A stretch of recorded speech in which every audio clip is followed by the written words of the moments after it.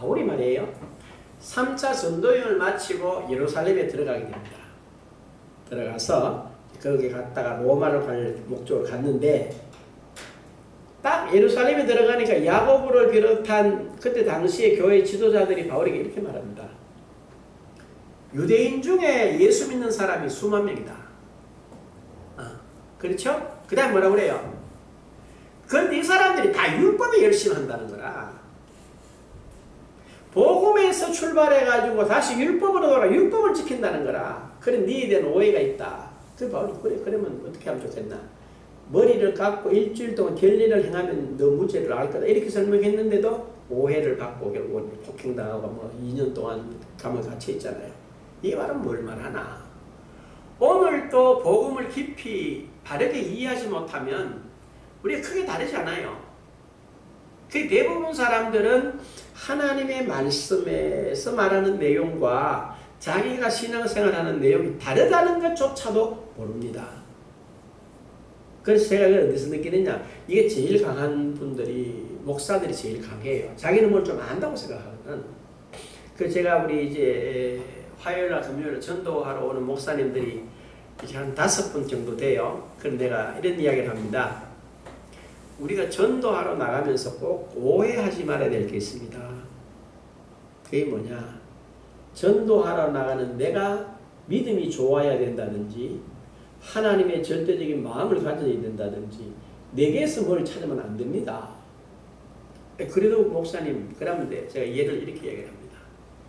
나만의 집에 잡혀와 있는 소녀가 자기 집안 주인 나만이 나병에 걸렸다는 걸 아는 거예요. 그리고 온 나라와 임금까지도 그 나만에 대해서 걱정을 하잖아요. 그때 이 소녀가 이렇게 말합니다. 주인이 만일에 사마리아에 있는 선지자 앞에 있다면 나을 건데요. 이렇게 말한단 말이에요. 거의 다예요. 근데 여러분 한번 생각해 보면 입장을 바꾸어 놓고 집에서 덜에서 일하고 있는 자기를 군사들이 와서 강제로 잡아와 가지고 팔아먹었단 말이에요. 그리고 그 사람, 그 소녀가 노예가 돼가 지금 나만의 주인을 섬기잖아요. 그럼 이 소녀 마음에 나만이 문둥병에서 고침받기를 원하겠어요? 문둥병으로 그냥 죽기를 원하겠어요? 인간적으로 생각해보면 당연히 나만과 자기 그 부인이나 자기를 잡아온 사람 원수야. 그럼 그 사람들은 망하기를 원할 거란 말이야. 그렇죠? 근데 우리는 경상도 사투리로 이말모지로 그런 말 한번 툭 던졌단 말이야. 근데 나만이 그 말을 듣습니다. 듣고 왕에게 갔다가 엘리사에 갔다가 목욕하고 났잖아요. 그러면 전혀 전하는 자의 심령 상태와 복음의 내용은 관계가 있어요? 관계가 없어요? 관계가 없다는 걸 알아야 돼. 그럼 예수 믿고 구원받아서 내가 이 한마디 던지는데 그 말씀이 그 심령을 부딪히게 해서 뒤집어지게 한다는 거라.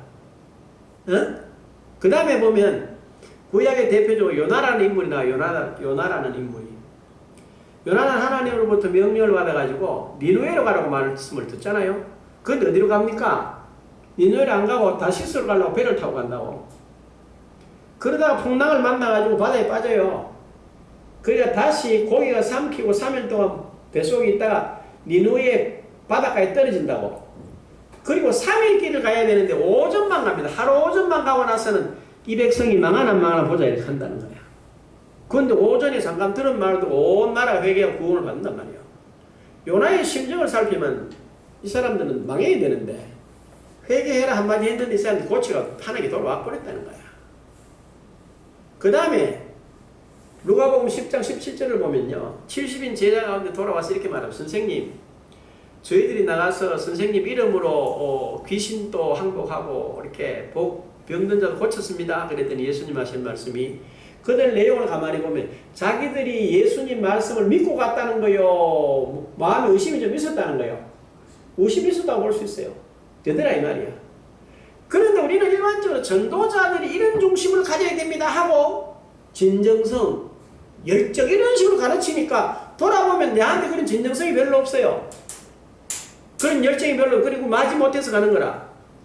그런데 마지 못해서 가는 우리의 발걸음을 통해서 하나님이 뭐 하신다고요? 구원하시기를 기뻐한다는 사실을 우리가 깨달아야 되는 거예요. 그러면 전혀 부담이 없어요. 내가 뜻하는 부담이 됩니까? 안 됩니까? 안 되게 되는 거라. 이처럼 우리가 하나님의 말씀에 대해서 엄청난 오해가 있어요.